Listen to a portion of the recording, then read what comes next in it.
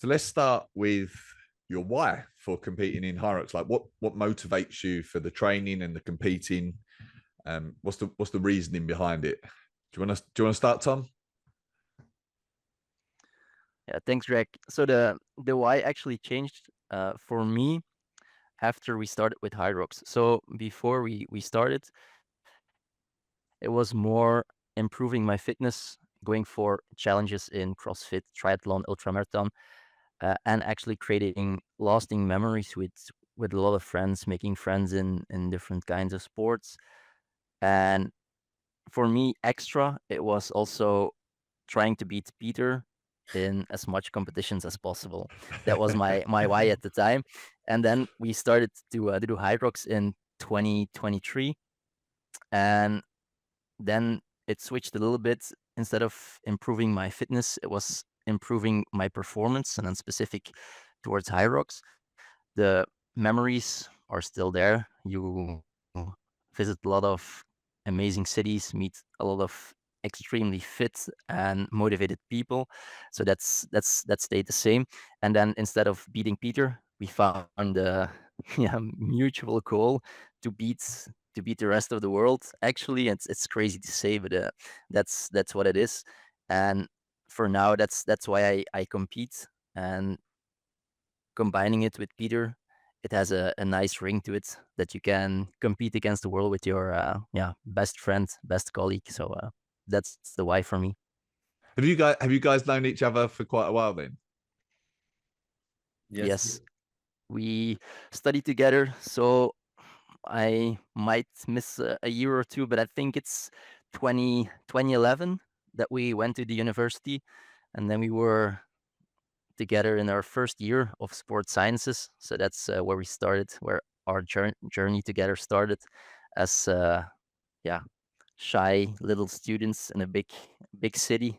So that's why where we met, actually in the gym, just training, and then we started running together, and so on and so on. Awesome. How about you, Peter? What's your why? For me, the why I've always been passionate about all-round performance, actually. And so that's also why I chose, for example, to study sports science and to learn about how you can perform physically, and then all the different parts of your physical performance, like strength, endurance, agility, explosivity, stuff like that. And then also on the other part, of course, you have the mental part of your performance, but also so many things that have an influence on your performance, like nutrition as well. And so that's something that I'm really passionate about, and I want to learn how you can push the limits with bring all those pieces of the puzzle together. And so I find it really interesting to learn it in theory and then put it in practice myself, and just work with it and try things out and then see what works for me. And so after doing so many different sports and training in so many different branches of the sport, it's also nice to have a sport like HYROX where you can combine so many different things together. Because before I was, of course, doing competitions in CrossFit, I was doing competitions in running, in ultra running. So I was doing different stuff, but never something where I was training for, because I was always training partly for it, but also doing other stuff. And so that's the cool thing, or something that I really like about the HYROX competitions, that you can compete and you can test everything that you put into your training. So that's what I really like about the HYROX competitions. Yeah, nice. So you touched on there, like some of the things you've done previously. What if you had to describe your sporting background, like since you were a kid? Is it just you've done a bit of everything, a bit of running, a bit of ultra marathons, things like that? Was there one sport that you were focused on for a period of time or anything? So for me, I started as a gymnastic athlete. So I was training actually already quite a lot when I was really young. And I'm also really happy that my parents put me into the gymnastics training, because it is also an all-round training, because you did like the flexibility, a lot of flexibility training. There was strength training. You did a lot of coordination stuff and technical parts in your training as well.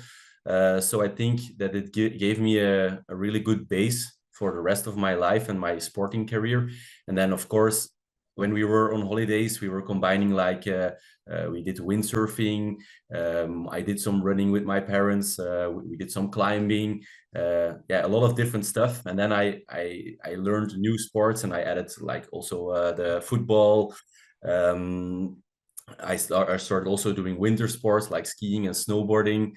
And then later on, I went to the university where I combined, as many sports as you can think about. So there were all the ball sports where you had like football, basketball, volleyball, handball, even handball. There was athletics, there was swimming, and I really enjoyed all those different sports. And for me, that was actually the best part of my sporting career, where I could do just every week, like, I don't know, I think 8 or 9 different sports. So that's something that I really enjoy. Nice. I was going to say, I think you've named every sport there. There's so many different sports. Maybe there are like in the combat sports, I was not really well at them, and I had not so much experience in it. So I learned it a little bit later, but still my experience in combat sports is not that much. Okay. How about you, Tom? Yes, for me, I would it would be a little bit different for me than for Peter. I did as a kid, I started soccer, I did golf and tennis, I think twice a week for each sport. But since I was talented-ish, I was good at everything. But if you train only twice a week, you will never reach the top, especially in Belgium. So it was just having fun. The soccer, you try to do sports as a team. So I'm really happy that my parents actually put me in a club format where you have to work together. It will not always go your way, but you learn to behave in a group, and that's also nice. But performance-wise, it was never the main issue for me. It was never super important. Of course, if you start a tennis match, you want to win, but there was never a fire in me that I wanted to leave everything and just go for sports. And even in university, like Peter said, you had, I think, 10 to 15 hours of sports every week. So it was mandatory. So you came there at 8 o'clock in the swimming pool, sometimes hungover, and the teacher was there with a list and like, okay, check. So it was just a check in the box, and we performed well. But in the university, I kind of was on the bottom bracket. So everybody that does sports sciences at the university level, they are the best in their class at high school. So for me, it was a game changer, and I had to put a lot of effort to actually get 50% on my running test, which now seems pretty crazy, but that was actually the situation at the time. I played soccer, but I was a goalie, so I was really explosive, but the endurance was not there. It was just not something I focused on. I didn't really like it. And I have Peter to thank for it, because at university, he pulled me in some crazy challenges. Come, we're going to run a half a marathon. I was like, what's a half a marathon? But okay, it's good for me.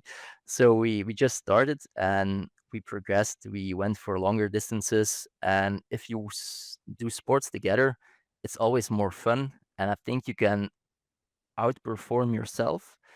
And even to this day, I think that's one of the key elements in our doubles team, is that we can outperform each other at every event. So I'm not going to let Peter, because Peter runs in front, get away. I will just hang on, and Peter can push a little bit harder because he knows Tom has my back on the workout station. So that's a really nice vibe that we have going. That's actually a little bit of the background that I had in sports until now. Nice. What's that time frame like from, say, where Peter said, let's do a half marathon, and you hadn't really been focused on endurance, to now? How long ago was that? I think at uni we start seeing each other a lot in our second year. So it's the second bachelor. So we were 19, 20 at the time. So it's 12 years ago. Okay. Yes. And then I think the first park run we did together was like in our second year, and then actually Pieter convinced me to do a 100K race. Of course, with my silly mind, I think, okay, I said let's do it, and yeah, that was actually for me the toughest experience I had in my life, because I never did anything that I was badly prepared for. I was just not prepared at all. I had zero knowledge. I had the knowledge about nutrition, but I just ignored all of it. I had, after 20K, because I was feeling already pretty tired, I ate uh, 2 pieces of cake because I was thinking, okay, I have 80 kilometers to go. Then I had cramps in my stomach for 40K, and then I had to finish it off. And at the end, I called Pieter, I think at 80 kilometers in the race. I called Pieter, and Pieter was like, "Come on, you can do it, you can do it." And he already finished the race like 1 hour ago. So that was actually crazy. But that's also the friendship that we have, because Pieter waited at the finish line for about 3 hours, and then he saw me actually finish the race, because he brought me into this this misery of a competition. But that's how we are. We try to push each other towards new limits, and I'm actually happy that he convinced me to do it, because now all the races that we do are easy. Yeah, yeah. I can't remember. I know I was talking about this on an episode recently, but one of the like, people often ask me, like, the common traits that I see between like the elites and the top in the sport, or people I talk to on the podcast. But one of the common traits is that you seem to say yes to stupid things, like doing 100K. Like when if you're hugely unprepared for it, a lot of people would be like, no, that's not for me, I'm not ready. But a lot of the elites seem to say yes to things like that. So you're in That's good true. company. um, what do you do for work, you guys? What's your background there? So we are physical trainers, and we are working for the Belgian military. So actually, after our studies of sports science, I was joining the military, and maybe that was even the best time of my life after the studies at the university, because I really liked or loved the sports at the university. But then I went into the course, the physical trainer course in the military, and it was similar, but with even better sports. It was like climbing, more outdoor sports. There was like obstacle course running, a lot of crazy sports, and I really enjoyed that time. And then after I did my formation, I was working as a physical trainer, and at that time, Tom, he was still studying for physiotherapist, so he did an extra studies of 3 years. And then after that, I was convincing him, like, okay, we really need someone like you with the all-round knowledge of performance in the military, because we are building a team over here where we will help our people to perform at their maximum when they are tired, when they maybe don't have the nutrition that they need to have, when they have to do so many other different stuff apart from physical training. And so I really like the challenge at the job to think about or reflect about, okay, what if you don't have the ideal situation? Because we are trying to create the perfect situation to perform well in the sports in HYROX. But the people that we are training, they very often have not that perfect situation. They are not going somewhere to eat, sleep, train, and do the same thing the next day again. No, maybe they go somewhere, there is no gym over there, or they don't have time for training all the time. And so we have to figure something out, how we can still keep them as fit as possible with the least input in their training program, actually. And so I convinced Tom then to also get a job in the military. And so then later we were really lucky. And so we are now working together in the same unit as the two physical trainers of the unit. Once again, it's not super difficult to convince me to do something, but actually, it was the best decision of my life as well. In the period that I was still studying for the physiotherapy degree, every weekend, of course, we could train together because Pieter returned home. And then he said, yeah, I did a 30-kilometer orienteering race. And then I was like, nice. Okay, next weekend, yeah, I did a dead ride and I did an obstacle course race. Okay, that's not nice as well. That's nice as well. And then, of course, I was jealous every weekend. So eventually, I made the decision to join the army as well, and I have not regretted it ever since. So that's a bit of our backstory about our job at the moment. Would you say that sort of mindset that you just touched on there, and that I touched on, like stepping into like 100K races and things, is that like something common that you see in the military and in the guys in the military? Is it like that belief that they can just go and do everything or anything and not have to hugely prepare for it? Yes, 100%. So I think that's something that we can still learn from the people that we are training, actually, because we are already like more in the sports, and so if we are not sleeping well or if we don't have the right nutrition, then we are already thinking about, okay, fuck, this will have an impact on my performance, so I have to adapt something. But for them, they cannot always adapt to what is the best, and so the only thing what they can do, or they can adapt to it, but they cannot change the environment, but so they have to adapt themselves. And that's a little bit what you're talking about, like saying yes to stupid or crazy things. That they have that kind of mindset that whatever the situation is, they will make something from it, and so they have experience in it, and so they put themselves in those situations to like they like it, but it's also good training for them because it happens all the time to them. Yeah. Tom, I following on from like this military experience, I believe you've been in the Belgian version of SAS Who Dares Wins. Is that right? Yes, that's correct. In Belgium, it's called Kamp Waas. So Tom Waas, actually a really well-known Belgian presenter, and he selects 16 of the fittest people in Belgium. Some elite rowers, a woman that was an elite cycling champion, and then all those people, they come in and they do the military testing in our unit and then see if they're capable of completing it. Like Pieter already told, they, as an athlete, have good nutrition, good sleep. Of course, that's not the case in the military environment. So that's also why I was there, to help them with a good recovery in a difficult situation. And I took the swimming tests, physical tests, obstacle course test that we have to take from our military guys, and then see if they were capable to complete it. And like always, you see, if you reduce sleep, reduce nutrition, then it comes all down to mindset.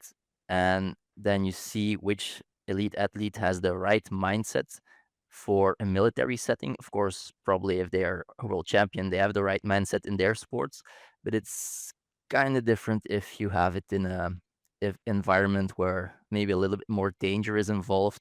They have to really push through. And I think in the last season, 4 or 5 people actually made the end. So it's only 25% of the whole group, but it's a nice program. It's a nice project. It was also really well watched in Belgium. If you know, we are with 10 million and 1.8 million people watch the show, so that's quite nice.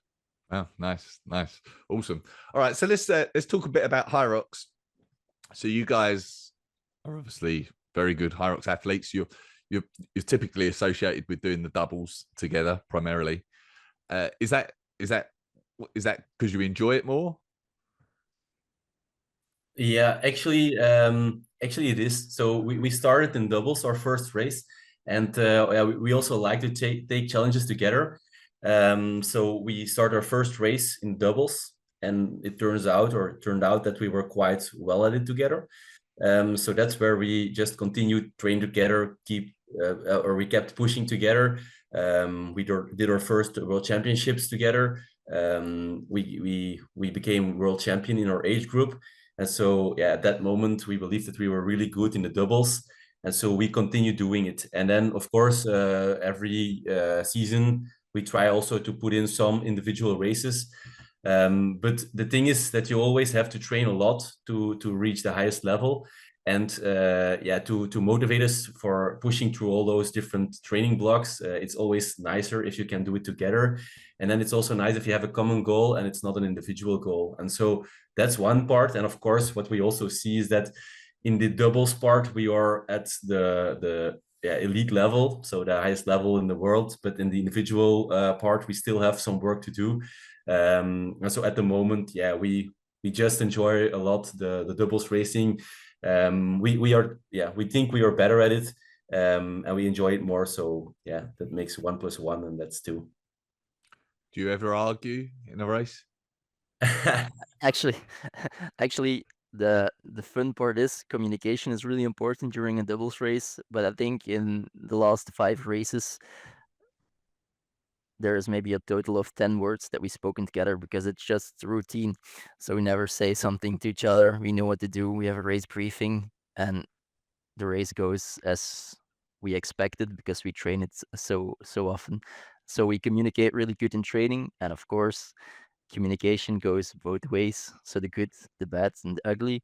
But eventually, you have a common goal. So it just heads in the same direction, and then push through. I guess maybe But Pieter has another opinion, but I think we managed pretty well. no, but that's also something that we discussed before the race always, that whatever happens during the race, we will not put our energy into arguing with each other. But what we try to do is just like continue and make the next part of the race better. And then of course afterwards we have a lot of words and we have a lot of different opinions about what happened during the race, and then we have some video analysis that can also help us a lot, because sometimes I saw it like this and Tom saw it like something else, and then we don't agree, and then we look at videos. We try to film the most of the things that we do, so that we can look at the objective video material, and then we can say, okay, maybe you were right here, but if you count the seconds over here, then I was right over there. So we have a lot of discussions. We don't always agree, but during the race we will never put it into arguing with each other. Yeah. I was going to ask you about tactics, and any tactics that you're happy to share. And obviously communication is one of them, and working together. Any other tactics you want to share that maybe aren't commonly talked about in HYROX? No, we don't. Yeah, we can talk about a lot of different things, but like we said, the communication is really important. And so what we do always before a race is we make a race briefing, and even if we have no important race, we still do it. And so what we do before the race briefing, we always start with the morning before the race, like, okay, what do we eat? How much time do we leave before everything we eat? Then when do we meet at the venue? And then from there on, every step that we will do, we will write it down and we will discuss it together. And also what happens in the race. So we first always have also a view of the venue, and we are looking, okay, over there we will switch the sandbag, for example, and over there we will do this and that, and then we write it down. And then most of the time I'm typing it in my phone and I'm sending it to Tom, and then we are reading it just by ourselves. And then we are aware of what's happening or what is the plan, and then we just stick to the plan, actually. So that's, I think, a really interesting one, or really important one, to write down whatever you want to do. And of course, not always it goes according to your plan. So there always have to be also some flexibility in what's going on during the race. So that's one thing. There is also we know each other really well, so some athletes, they love to be supported, so that there are people shouting at them, go faster, and stuff like that. Others, they don't like it. So we know from each other what I know what Tom likes, and he knows what I like. So for example, I don't really like people shouting at me. So it will not help me during the race if Tom will just scream from the back like, okay, go faster. That will not help me. but there are other things that he can do to motivate me, and so that's just really important to get to know each other really well, to talk about it, and then put it in practice. And I don't know if these are the tips that you're talking or was thinking about. We have, of course, some practical tips as well, but I don't know if you want to go over all the different stations, or how do you see it? I like that. I like that you've just touched on like the sort of meticulous planning and planning like certain elements, and this is where we'll do the sandbag lunges and things like that. And also, that's a great point about like the type of support that your partner wants. And funny enough, I was doing doubles last night with Paul Gillingham, and he was on the farmer's carrier, and I was like shouting at him from behind, like to motivate him. And I did think at the time, I thought, I don't know if he wants this or not. Like, and I appreciate like some people want to be told, you know, like they're doing great, and some people want to say like fucking come on or whatever. And everyone is motivated by different things. Yeah, exactly. And so I think Tom and we are also working or really well with feedback, like something practical where we can do something with. So for example, if we are ahead of the race, then maybe how far are we from our personal best, or how far are we from another team that is leading, or so those practical things we really like to hear during the race. And we also try to tell our supporters when they are present, like, okay, when we are coming out of that station, we want to know this. And so can you please check the application? Because that's also the specific thing in HYROX, the racing in different waves. So we already had it at, for example, the World Championships in Nice, where we were finishing first from our wave, but still at the end we were second. So those things, those informations we want to know, and sometimes you know it in advance because there were very quick waves before your own wave, but sometimes it's also after your wave, and then it's interesting to get some information, and those things can really motivate us, or myself. But like just shouting "go faster" or something like that, it doesn't work for me.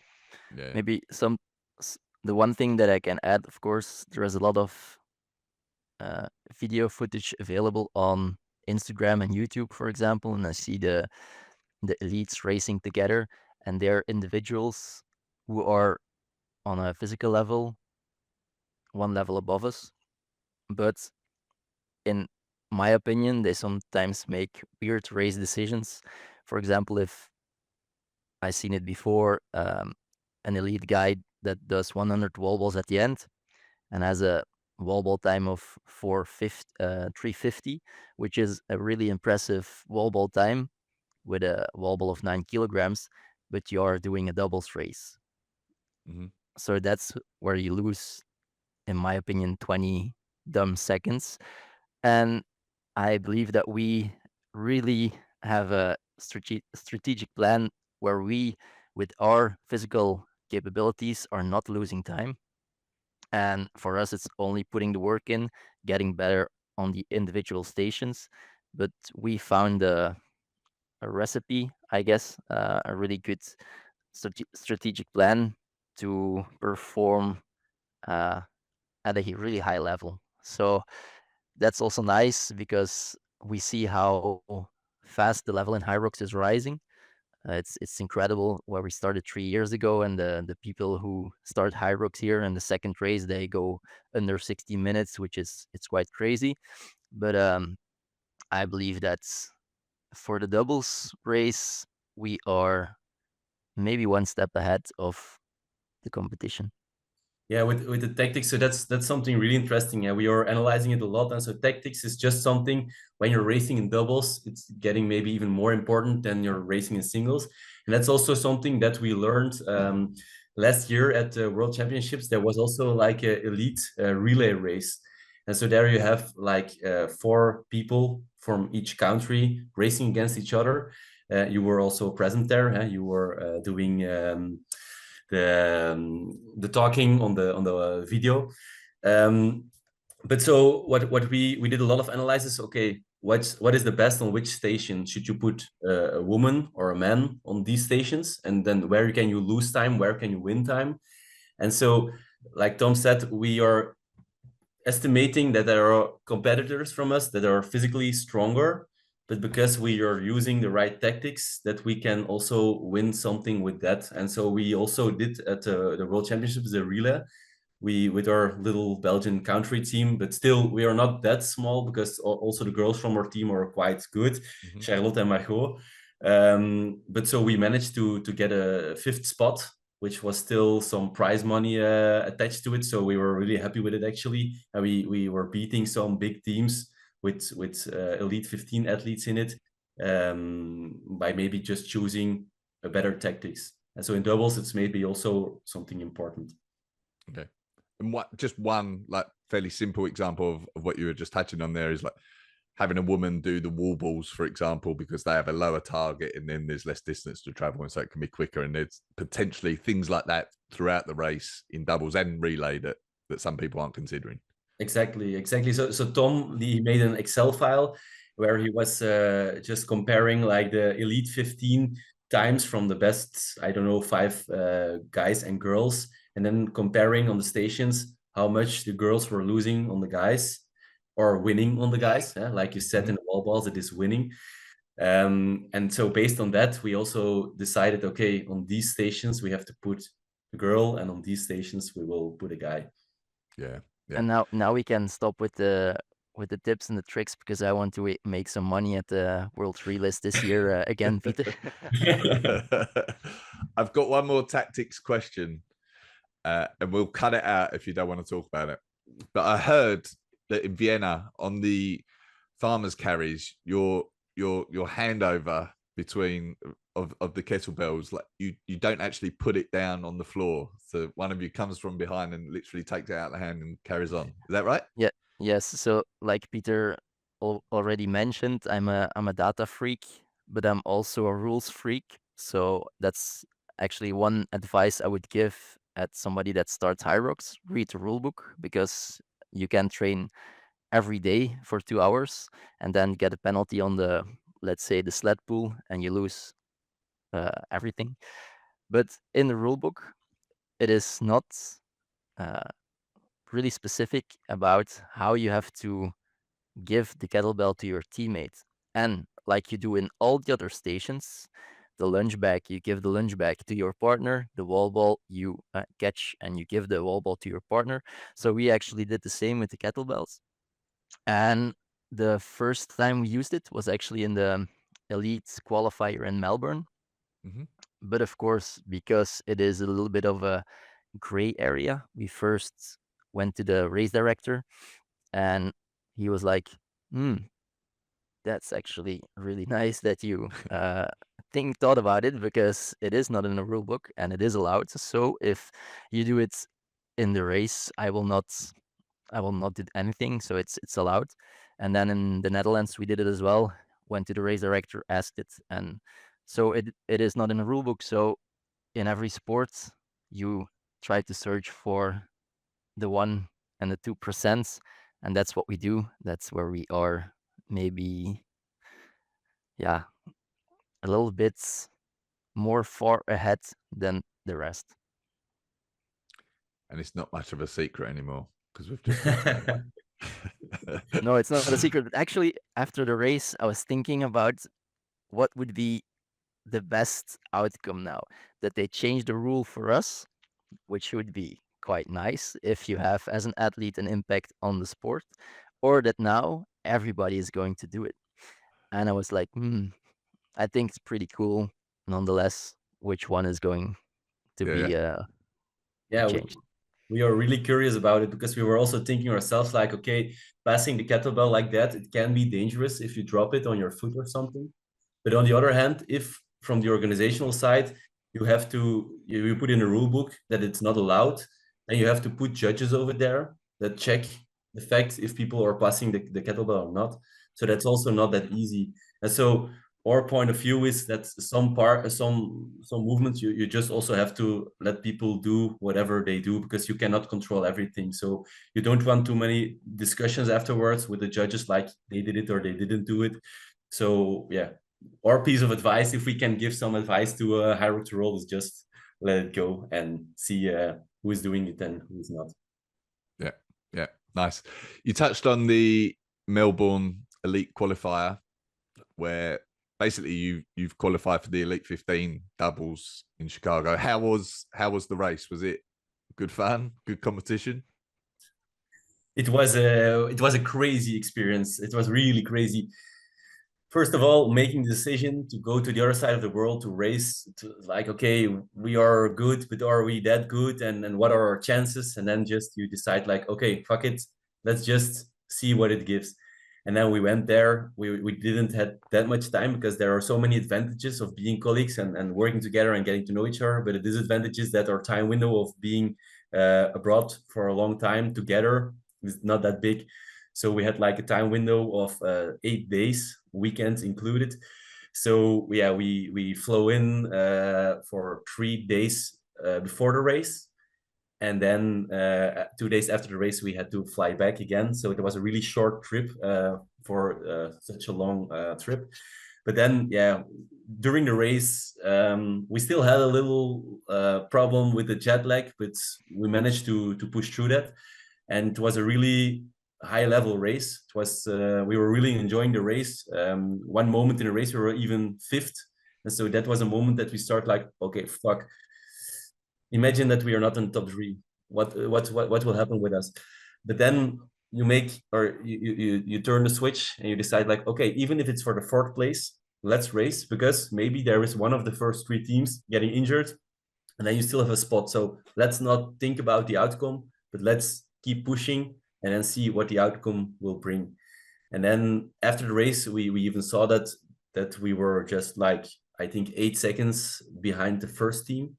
So we were like, okay, we didn't even realize that we were that close to the front of the race as well. So yeah, it was a crazy race. So many teams to yeah, you had to check like, okay, this team is fast and this team is fast and this team is fast. So yeah, it was a crazy experience. Nice. And then looking forward to Chicago, presumably. Yeah, 100%. We are looking forward to it. So we have some more races on our program, but we will use those races to improve, to test some things out. And then, yeah, we try to be at our best in Chicago. We will go a little bit earlier so that we will work a little better on the jet lag. And then, yeah, we are looking forward to race against all those other strong teams. It will be it will be a nice race. And yeah, with the doubles, what we saw after a lot of different doubles races already, so in the World Championships last year, but also on the European Championships, you see a lot of teams racing each other, and then there is one team ahead, and then there is another team ahead, and then there is still another team winning. So maybe it can give something really interesting at the World Championships. Yeah. I'm excited for it.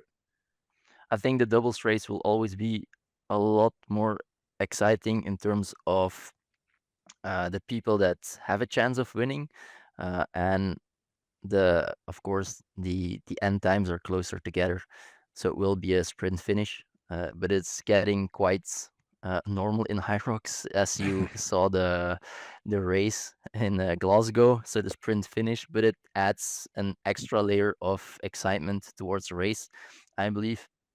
And the only thing that I'm like really eager to know is who is going to be in the race with us, because if I know the names, I can search for their data and I know if they're good at lunges, wall balls, and then we can really prepare for the race, of course, because all the data is out there.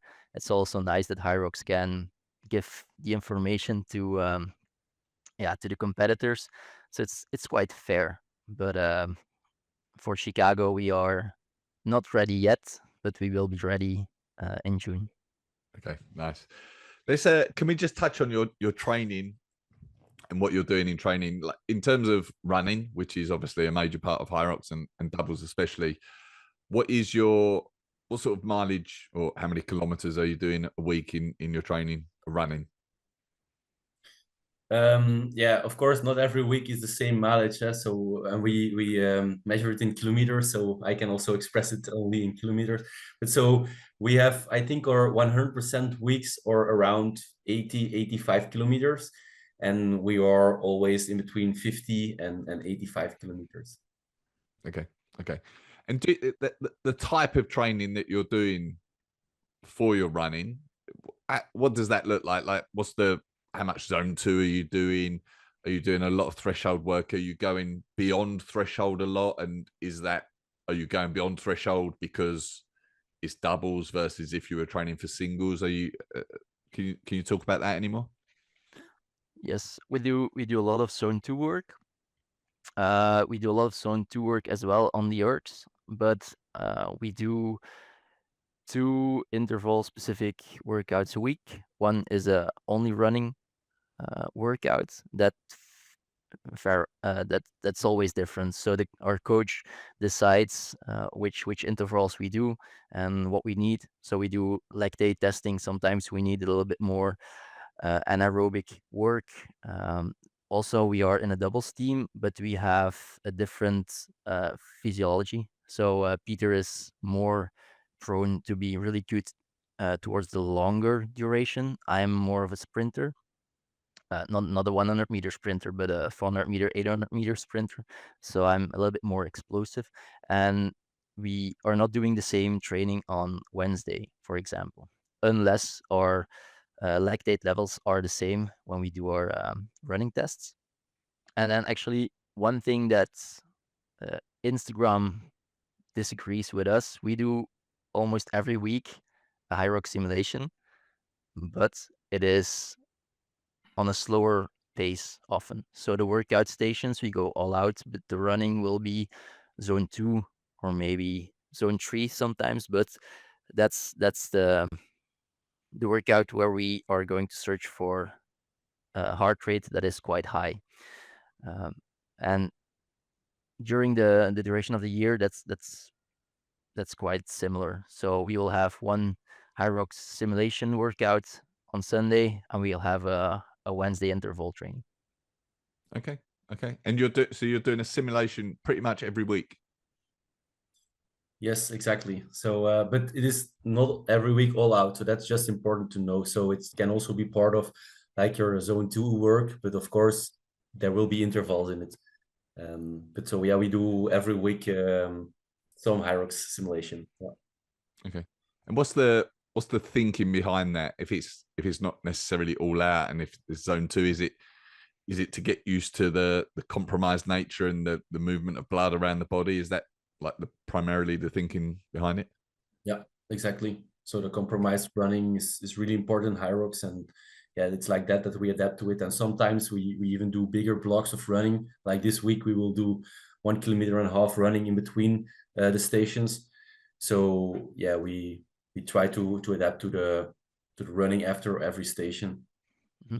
And it gives you a nice opportunity to test things out. Of course, it's not at race pace, but for example, in the burpees, for us, we tested out if we do 5 burpees each before we switch 6, 7, 8, 9, 10.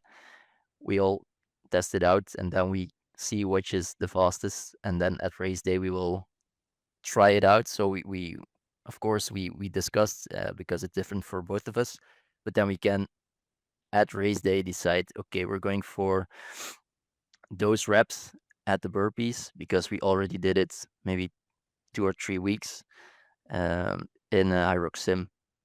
And of course, in doubles, our transitions are going to be better because we train them every week. And that's an advantage because we can train together every week. I think about 70% of all the training that we do are together. And that's quite special in the HYROX doubles world on a elite level. Of course, if you do a age group HYROX, then it's more common to do it with a friend. But in the elite level, you see a lot of guys matching up that live in different countries or even continents. So that's not the case with us. Yeah. Do you know where you're at for, like, if you ran a 10K race or half marathon, what sort of time you would put down? No, for the moment, actually, it's been too long. So yeah, I don't know. Maybe 2 years ago, I did a 10K. That was around, I think, 35 and a bit, but not faster than that. So at the moment, I have no clue how fast I would be on a 10K. Okay. Tom, no idea. my only reference was a 10K, but it was all uphill and downhill. And that's where I had also 330 per kilometer. So it's 35, but it was with a lot of elevation gain. So I don't really know. And the 5K time, we only tested it out in a triathlon. And I must admit, Peter beat me on the 5 kilometer run in a triathlon. But yeah. We're really close. It's always really close with us. It was 10 seconds on a 5K. And last week we did a HYROX, and it was also, we finished a full HYROX almost in the same minute. So I think that's also a nice add-on if you have the perfect doubles partner is equally strong in running and equally strong in the workouts. Of course, you have good examples of Fabian, Eisenlauer, and Ronkovic, who of course are not in the same ballpark on the running and on the stations, but they have to adapt their racing plan, which is nice, of course. But I believe that yeah, for us, it's better to be exactly the same. Yeah. How about mindset? Like where your mind goes when the race is getting very tough? Is there certain things that you think about to help you? Yeah. So actually, for me, it's a little bit different than from Tom, I think. But so I have sometimes problems with believing that I'm able or that I'm capable of reaching the level of other athletes around me. And so also for the World Championships, I'm really looking forward to it. And I know that I have to work on my mindset for that, because now, a long time before, I'm looking at it like, okay, it will be impressive to race with all those strong athletes, and like me being there, that's crazy. But I know that when I'm getting closer to the race, I have to adapt my mindset from being too humble to like, okay, I will compete with those guys and I will try to beat them. And maybe if everybody has the best day of their lives, maybe I will not be able, but maybe when they have a worse day, it is possible, or when they have a bad day, it is possible. And even on a good day, maybe it is possible. And I have to start believing it. And I think a really good example was our first World Championships. I'm not often like that, but before, so 1 month before, I started talking to everybody and I said like, okay, we will be world champions. And normally I don't like that mindset, like, okay, there are so many strong competitors, so why would you say that you're gonna be a champion? But for me, it's really important to believe in what is possible. And so that's what I now start to implement during races. And I have problem, or I'm struggling with it in smaller races, but like the European Championships and probably also the World Championships, I really start working on it. So weeks before the race, I start putting it into my head like, okay, let's compete. They also have weaknesses, and I'm stronger in this or in that. And also during the race, I have to keep believing in it. And that's also something that I learned from experiences. Like during a race, sometimes I had the feeling like, okay, it's not going well. It's still such a long race. I'm not feeling well. But then I learned like, okay, all negative things, yeah, put them out of your head, but because they will not help it anyway. And then if there are after the race negative thoughts, of course you can think about it and maybe see like, okay, if this is something realistic, or was it just like because I was tired. But so during the race, I really try to focus on myself, on my positive things, and yeah, work on that. And I'm really happy that I also have Tom by my side for that, because he has less struggles with that. I think Tom thinks that he's the best all the time. Yeah, so now is my turn, I guess. But just for reference, I told you already that at university I was the back of the class. In high school I was maybe average, so I come a long way. And if you have proven yourself day in day out, I am in competition with everybody, all the time.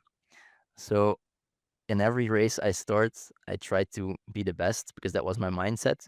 I come a long way because I think the running test at university now I would be 5 minutes quicker, and so I have to convince myself that I was good enough every day for about 10 years. I was a lot worse than Peter in running. He always was like the benchmark, the golden standard that I wanted to beat. So that's also already an achievement that I'm at the same level. But in HYROX, it was quite the same. I always believe that we are the underdogs. We are the Belgium team. We are the small team in the relays. I'm standing in the relay zone with Ronkovic, but I know in my head, because I did I saw the data. I know we were going to beat them before we even started. The same with James Kelly's team. I knew what we were capable of. Also in the relay, I know before we race, this is the time we're going to get, and maybe Peter can confirm it. But I'm almost always right. So in Vienna as well, I predicted a time of 49 minutes. It was 49:06. I predicted the teams that were first, second, third. So I have a really good way of setting myself in a global stage, and then it's easy to believe in yourself. And in the race for me, I just don't want to be dropped by Peter. It's just I have to follow him during the runs, and I go all out on the workout stations.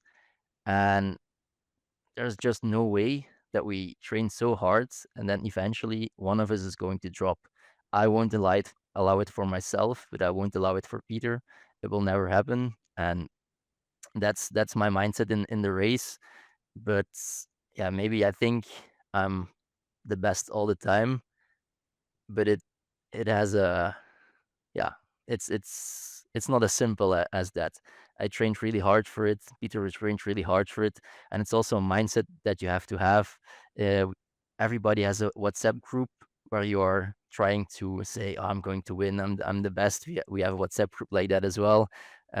It's all fun. It's friendly banter, but if you start believing it, the probability that it will come true is a lot higher. Yeah. Love that. So Love it. that's where we at the moment. But one add-on, I will not be that confident if we race in the elite 15s. I will not say out loud we're going to win.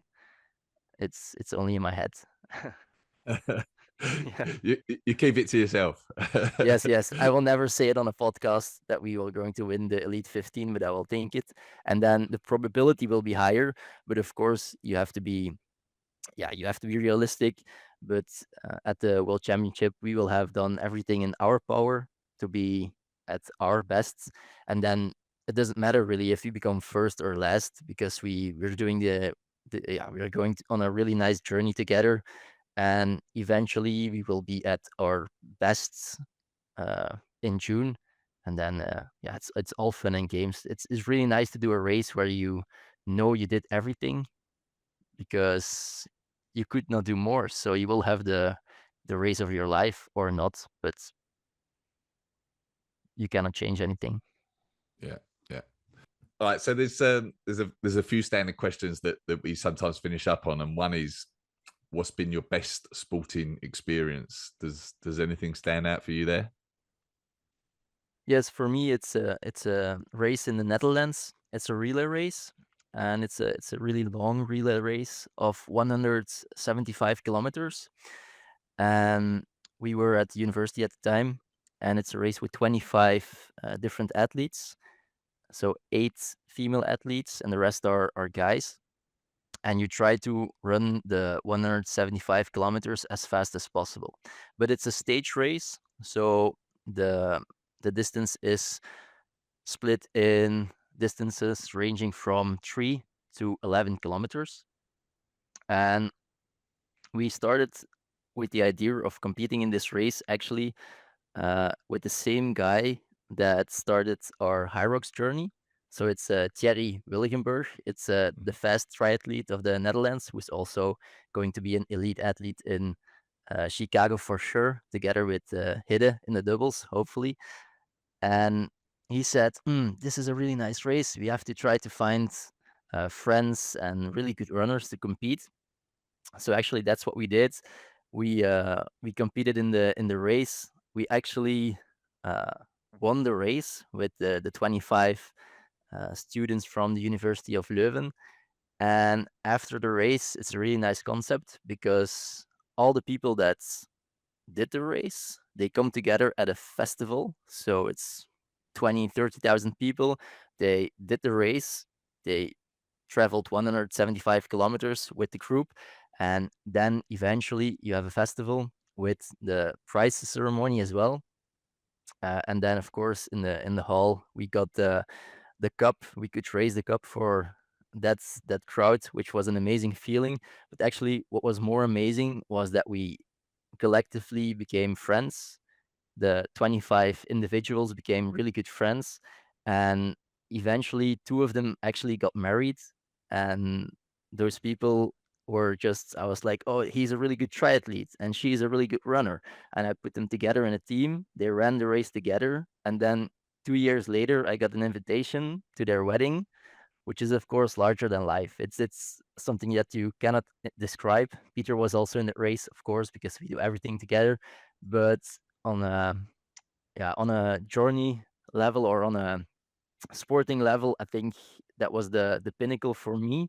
Of course, the performance was not that great. I was not a really good runner. My uh, like always, I was in the backpack of the race uh, in the first year. So we completed it for 3 years. The first year, I was, I think, the second slowest in the team. The second year, I was mid pack, and then maybe the third year, I was a little bit higher up, not in the best five, but still a little bit better. But for me, that was the greatest experience. Um, and yeah, Peter was there with me as well. So it's yeah, one thing Brilliant. is for sure: if we do something cool, we do it together. Nice, nice. How about your toughest sporting experience? Yeah, I have a good one on that, and it's also a story of the two of us. But so in 2020, there was COVID, and during the celebration of New Year, we couldn't get out of the house. So yeah, we had to stay inside, or at least we had like during night times we had to stay at home. And so we were thinking about, okay, we cannot like celebrate the New Year, so we have to do something crazy. And so what we decided was, okay, 2020, just 1 week before the new year, we decided, okay, let's run 20 hours to finish 2020. And so I came up with the idea, I think, and Tom was like, oh yeah, good idea, let's do this. And so we figured something out. It was not allowed to be outside, but like when you were in the woods, it was okay, we thought. So what we did was just, we have put a car on one station, and then we had like a tour of 75 kilometers. So we had a car on one part of the route, then we had a second car on the other part of the route, and then there was another part where we also put it or dropped some stuff to eat and drink, and then we just ran that tour twice. So to celebrate our new year 2020, we ran together like 20 hours, and it was a really good celebration. We really enjoyed it, but yeah, I can tell you after, I don't know, 50 kilometers, it's not getting fun anymore. So it was a really, really tough experience, and you have to keep going. But what was even harder, I think, for us as well, was that there was no limit. So it was not that because you were moving faster, that you were finishing faster, because we had to run like 20 hours. So it was it was a really hard experience for me and for Tom as well. Crazy ideas. And what was the total distance that you covered in the end? So it was 152 and a little bit. Okay. Wow. Okay, awesome. How about we've talked about a lot, to be fair, but what's the best piece of advice that you've discovered or someone's given you when training for HYROX? Oh, for me, it's yeah, that maybe you shouldn't place your goal too high, or if you put a goal, if you have a goal in mind, that it's quite dangerous in HYROX, especially for the first HYROX that you do, because you have no idea. So if you say, for example, 60 minutes in HYROX Pro, that's my goal, then you will not go home happy, because you will be far off. And everything, yeah, you have to put everything in perspective. Like Pieter told you already, Greg, is that we started with a time of 54:45.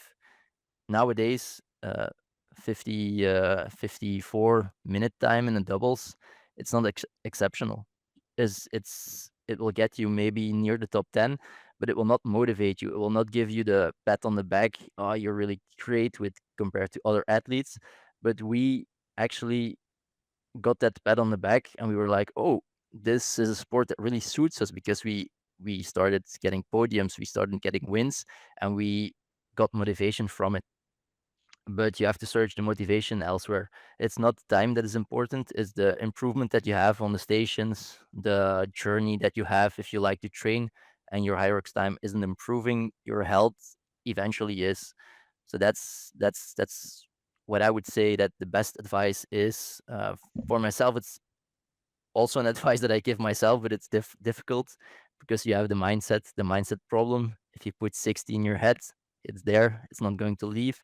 And if you don't achieve it, then it feels like a disappointment. But in HYROX, it's difficult. You have both the sleds are not standardized. We know it. If the carpet is new, it's easier. So a time-based goal is really dangerous in HYROX. That would my advice be for the new ones. And like I told you, read the rule book. That would be on a close second. Peter, anything else? Yeah, so for me, it's also really important to believe in yourself, because what really helped us was that we were coming into HYROX when it was growing and just was a little bit smaller than it is, or a lot smaller actually than it is today. And so that we came in with a time and we were thinking, okay, our first race, we became European champions. So if today you start with a HYROX, it will never be possible to come in the race and become European champion. Or of course, there are things possible, but yeah, I think it's a lot harder. So if you like it, just keep practicing, keep training, believe in your progress, and then it will come.